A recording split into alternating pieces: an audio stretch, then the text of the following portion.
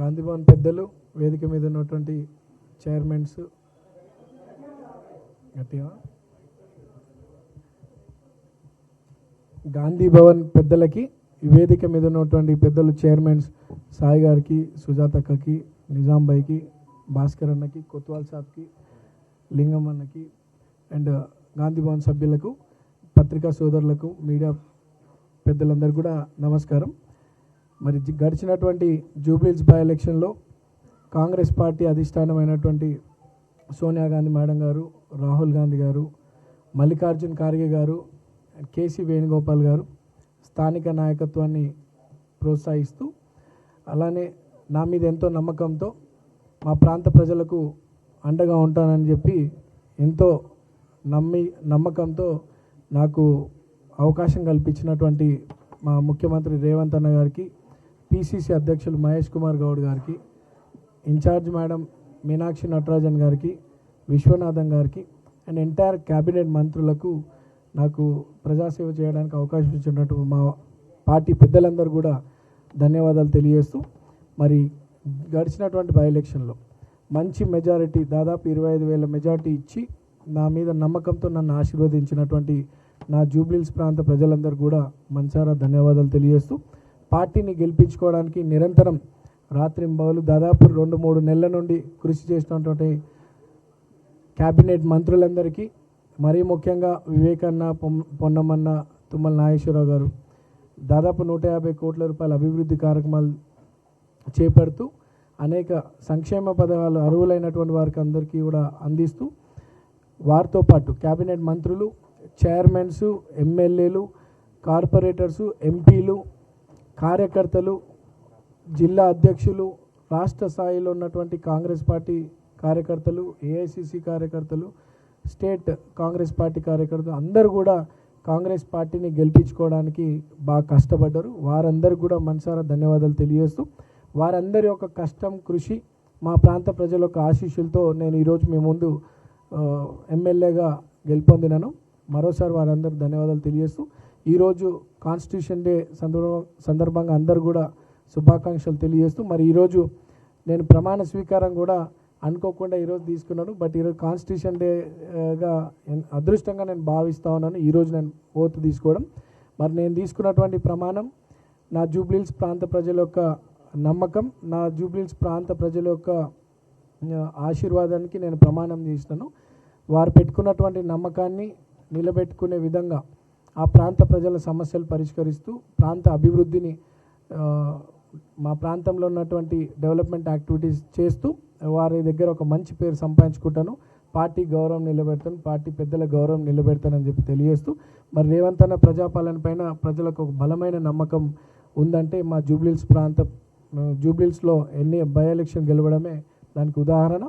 రేపు జరగబోయే local body elections కావచ్చు, రానున్న కార్పొరేషన్ ఎలక్షన్స్ కావచ్చు, అన్నిట్లో కూడా కాంగ్రెస్ పార్టీ మంచి విజయం సాధించబోతుందనే బలమైన నమ్మకాన్ని జూబ్లీహిల్స్ వేదికగా ఈ ప్రాంత ప్రజలు అందించినారు. అండ్ డెఫినెట్గా పార్టీ ఇచ్చినటువంటి మాటకి కట్టుబడి అందరు కూడా సంక్షేమ పథకాలు అందిస్తూ, అభివృద్ధి కార్యక్రమాలు చేస్తూ, పార్టీని జూబ్లీహిల్స్లోనే కాకుండా నగరంలో కూడా బలపరుస్తామని తెలియజేస్తూ, కాంగ్రెస్ పార్టీని నగరంలో కూడా రేవంత్ అన్నని బలపరుస్తూ కాంగ్రెస్ పార్టీని బలపరుస్తామని తెలియజేస్తూ, ఈరోజు ప్రమాణ స్వీకారానికి వచ్చినటువంటి కార్యకర్తలకు, పెద్దలకు అండ్ మంత్రి శ్రీధర్ బాబు అన్న గారికి, మా పార్టీ కార్యకర్తలందరూ కూడా ధన్యవాదాలు తెలియజేస్తూ, ఈ అవకాశం కల్పించినటువంటి గాంధీ భవన్ సభ్యులకు, ఈరోజు ఓత్ తీసుకున్న తర్వాత మొదటిసారిగా గాంధీ భవన్ రావడం జరిగింది. గాంధీ భవన్ పెద్దలందరినీ కూడా కలిసినాను అండ్ మిమ్మల్ని అందరూ కూడా పరిచయం చేసుకోవడం చాలా సంతోషంగా భావిస్తూ, ప్రజల కష్టాలను దూరం చేస్తూ, అభివృద్ధి కార్యక్రమాలు చేస్తూ మంచి పేరు సంపాదించుకుంటానని చెప్పి తెలియజేస్తూ, నాకు ఇచ్చినటువంటి అవకాశాన్ని పెద్దలందరూ కూడా ధన్యవాదాలు తెలియజేస్తూ,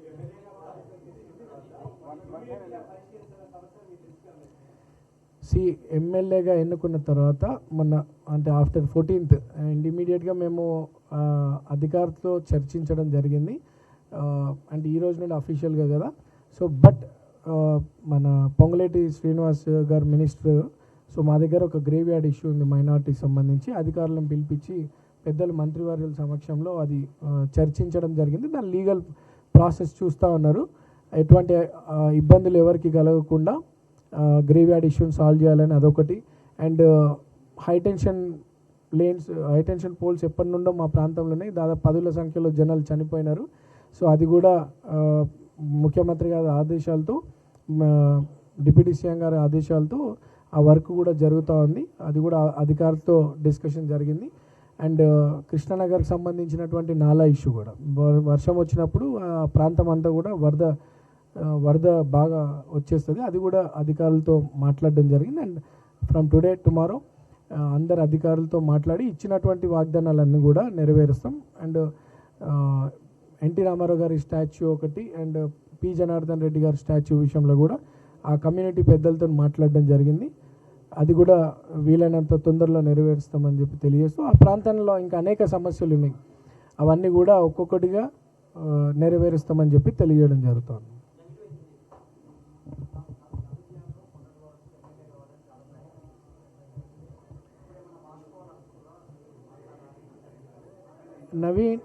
నవీన్ యాదవ్ ఎమ్మెల్యే కావాలన్న ఒక కోరిక వెనుక బలమైన నిర్ణయం ఏంటంటే ప్రజాసేవ. మా ప్రాంతం దాదాపు 80% ఒక స్లమ్. సో ఆ ప్రాంత ప్రజలకి అండగా ఉండాలనే ఒక కోరికతో నేను అధికారికంగా ఒక నాయకుడిని కావాలనేది ఉండే.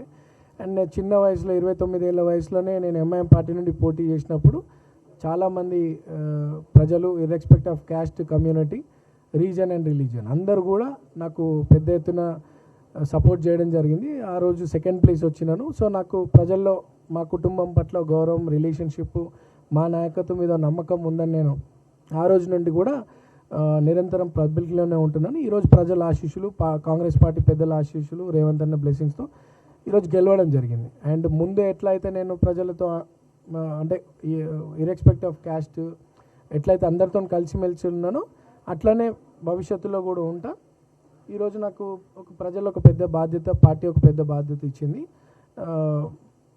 సమస్యలను పరిష్కరిస్తూ ముందు కూడా అట్లనే అందరితో మంచి అందరికీ రెస్పెక్ట్ ఇస్తూ సమస్యలు పరిష్కరిస్తూ ఎమ్మెల్యే హోదా వచ్చినప్పుడు కూడా అట్లనే పబ్లిక్కి కలిసిమెలిసి ఉంటాను చెప్తాను.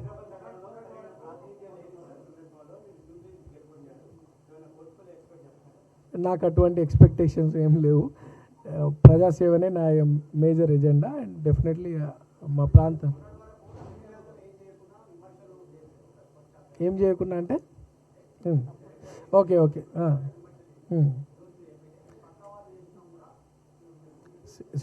ఒకటి నవీన్ యాదవ్, శ్రీశైలం యాదవ్ కొడుకుగా 40 ఏళ్ళు మా కుటుంబం ప్రజా జీవితంలో ఉంది. మా ఫాదర్కి ఎటువంటి అధికార పవర్ లేకున్నప్పటికీ ఎన్నో తప్పుడు ఆరోపణలు, తప్పుడు నిందలు, తప్పుడు కేసులు పెట్టినప్పటికీ కూడా న్యాయ పోరాటం చేస్తూ ప్రజలనే ఉంటూ ప్రజల సేవ చేసుకుంటూ ఉన్నటువంటి కుటుంబం మాది. నేను ఆర్కిటెక్చర్ కంప్లీట్ చేసిన తర్వాత మా పేరెంట్స్ కోరిక ప్లస్ నా ఇంట్రెస్ట్ ప్రజాసేవ చేయాలనే ఒక ఆలోచనతో చిన్న వయసులోనే ప్రజా జీవితంలో వచ్చిన. 2009 నుండి ఈ రోజు వరకు నేను ఏ తప్పు చేయకుండా కూడా అనేక తప్పుడు ఆరోపణలను పెడుతూ నన్నే కాదు నా కుటుంబ సభ్యులని, నా బంధువులని అందరినీ కూడా క్యారెక్టర్ అసోసియేషన్ చేయడం, గత ప్రభుత్వం నన్ను రాజకీయంగా ఎదగకుండా నాకు అవకాశాలు కల్పించకపోవడం, ఎంఐఎం గెలిచే సీటు ఉన్నప్పటికీ కూడా 2018లో నాకు అవకాశం రాకపోవడం, 23 అవకాశం రాకపోవడం, అది బీఆర్ఎస్ కుట్రని.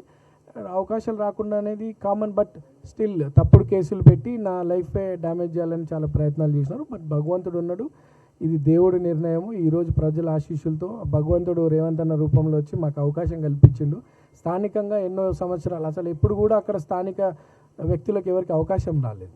ఈరోజు కాంగ్రెస్ పార్టీ పెద్దల ఆశీస్సులతో నాకు అవకాశం రావడం, దాన్ని ప్రజలు స్వీకరించడం, వాళ్ళ తప్పుడు ఆరోపణలకు మా ప్రజలు జవాబు చెప్పినారు. సో మా ప్రజలకు మేమేందో తెలుసు. ఇటువంటి తప్పుడు ఆరోపణలు ఈరోజే కాదు 40 ఏళ్ళ నుండి చేస్తూ ఉన్నారు. మేము వాటి గురించి ఆలోచించాం. మాతోనైనంత సేవ చేసుకుంటూ వచ్చినాం. ఈరోజు అధికారికంగా ప్రజల ఆశీర్వాదంతో ఎమ్మెల్యే అయినాను. అండ్ వారి సేవ ఇంకా పెద్ద ఎత్తున చేసుకుంటే ఇంకా మంచి పేరు సంపాదించుకుంటారు. ఆరోపణలు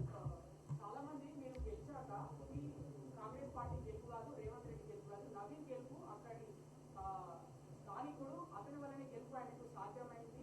గతంలో 2 సార్లు పోటీ చేశారని చాలా మంది విశ్లేషకులు, రాజకీయ so Naveen Yadav is from Congress.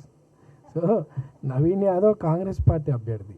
So అందరి కష్టము, కాంగ్రెస్ పార్టీ పైన ప్రజలకు ఉన్నటువంటి నమ్మకము అండ్ ఇచ్చినటువంటి మాట నెరవేరుస్తూ ఒక్కొక్కటిగా ఇస్తున్నటువంటి సంక్షేమ పథకాలు, మా ప్రాంతంలో చేస్తున్నటువంటి అభివృద్ధి కార్యక్రమాలు అన్నీ కూడా అండ్ మోరోవర్ మా కుటుంబం మీద ఉన్నటువంటి గౌరవం అన్నీ కూడా ప్రజలకు బలమైన నమ్మకం ఏర్పడి నన్ను గెలిపించినారు, కాంగ్రెస్ పార్టీని గెలిపించినారు అండ్ రేవంత్ అన్నని బలపరిచినారు పార్టీ.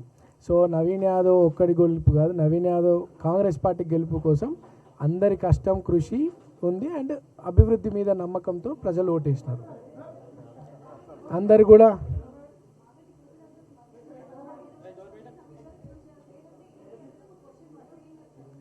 ఎలక్షన్ ఈజ్ ఎలక్షన్, దానికి బై ఎలక్షన్ జనరల్ ఎలక్షన్ అనేది తేడా ఉండదు కదా. ఒకటి గోపీనాథ్ గారు చనిపోకపోయినా జూబ్లీస్లో బై ఎలక్షన్ వచ్చేది, అది చాలామందికి తెలియదు.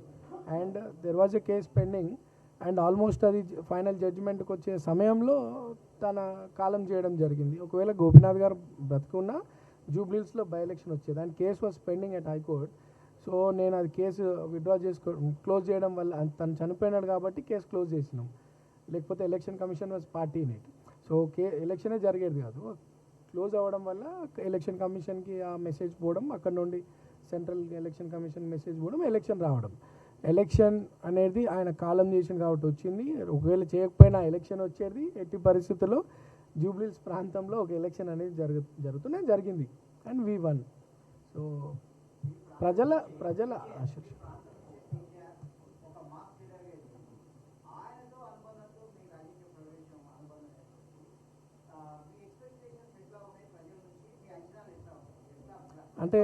అంటే ఒకటండి, నేను కాదు, అంటే my father P Janardhan Reddy గారితో 1978 నుండి 98 వరకు కూడా కాంగ్రెస్ పార్టీకి ఒక లాయల్ కార్యకర్తగా ఉండే మా father. City general secretary, various positions కూడా, యూత్ కాంగ్రెస్ జనరల్ సెక్రటరీ, అవన్నీ వేరియస్ పొజిషన్స్ కూడా ఉండే.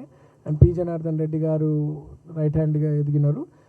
పి జనార్దన్ రెడ్డి గారు చేసినటువంటి కార్యక్రమాల్లో మా ఫాదర్ ఉండేది. నేను చిన్నపిల్ల ఉన్నప్పుడు బట్ నా పొలిటికల్ కెరియర్ ఎంఎం పార్టీ నుండి స్టార్ట్ అయింది. తర్వాత మీరు అందరు చూసినట్టు కార్పొరేటర్గా ఎమ్మెల్యేగా పోటీ చేసినాను. తర్వాత జరిగినటువంటి కూడా మీకు తెలిసిన అవకాశాలు రాలేవు. I was neutral. But Congress party ఇటువంటి యువకుని ప్రోత్సహించాలా, ప్రజలకు అందుబాటులో యువకుని, ప్రజాసేవ చేయాలనుకున్నటువంటి యువకుల్ని ప్రోత్సహించాలని ఒక ఆలోచనతో కాంగ్రెస్ పార్టీ పెద్దలు ఆ రోజు పీసీసీగా ఉన్నటువంటి రేవంత్ అన్న బ్లెస్సింగ్స్తో కాంగ్రెస్ పార్టీ జాయిన్ అవ్వడం జరిగింది. ఈరోజు ఇది ఒక పెద్ద ఎగ్జాంపుల్. ఓ పక్కకు బీఆర్ఎస్ సమాజానికి ఉపయోగపడాలనుకున్న యువకుల జీవితాలు పాడేసే ఆలోచనలు బీఆర్ఎస్ ఉంటే, అటువంటి యువకుని ప్రోత్సహించే ఆలోచన కాంగ్రెస్ పార్టీ తీసుకుందంటే this is the best example. ఈరోజు నన్ను ఒక ప్రాంతానికి ఎమ్మెల్యేగా పోటీకి అవకాశం కల్పిస్తూ, అంటే ప్రజలకి సేవ చేస్తాను ఒక నమ్మకం పార్టీ పెట్టుకొని నాకు అవకాశం కల్పించడానికి ఇది ఒక పెద్ద ఎగ్జాంపుల్. దాన్ని మా ప్రజలు అంగీకరించి నన్ను మంచి మెజార్టీతో గెలిపించినారు. बोलिए.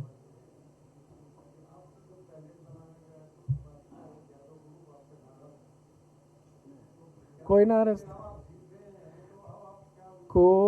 नाराज नहीं थे, सब खुशी थे, सबके आशीर्वाद, सबकी मेहनत, सबकी आशीर्वाद से आज मैं जीत के आया. किसी के नाराज नहीं, हर कोई मिल के मेहनत करे, कार्यकर्ता से मुख्यमंत्री साहब तक हर कोई कांग्रेस पार्टी को जिताने के लिए मेहनत करे जुब्लीस में.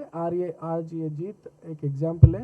आने वाले इलेक्शंस में भी, चाहे वो लोकल बॉडी हो, कॉरपोरेशन इलेक्शंस हो और कोई इलेक्शंस हो, सब एक होकर ऐसी जिस तरह कांग्रेस यूनिटी के साथ मेहनत करी, वहाँ हर जगह उसी तरह सब मिल के मेहनत करेंगे, पार्टी को जिता लेंगे. Thank you so much. Yes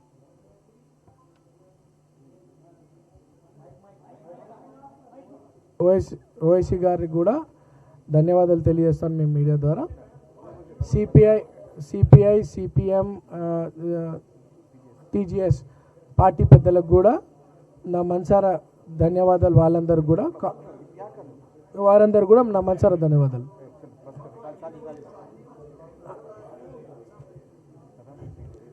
आज हमारे जुबलील्स के पब्लिक को मैं दिल से शुक्रिया अदा करना चाहता हूँ. ये जो अच्छी मेजॉरिटी से मेरे को जीता, जो भरोसा मेरे ऊपर लगा लिए, उनके भरोसा निभाने के लिए उनके बीच में रहते हुए उनके तकलीफ़ा दूर करते हुए वहाँ के प्रॉब्लम सॉल्व करते हुए डेवलपमेंट एक्टिविटीज़ करते हुए एक अच्छा नाम कमा ले। तो ये जो मेरे को जीता है और ये जो मौका मेरे को पार्टी बड़े लोग जो मौका दिए, रेवंत रेड्डी साहब, कांग्रेस के बड़े लोग, सबको दिल से शुक्रिया अदा करता हूँ। और जो मेहनत करे हमारे लिए वहाँ chairman, MLAs, corporators, ministers, everybody, सबको मैं दिल से शुक्रिया अदा करना चाहता हूँ। Thank you.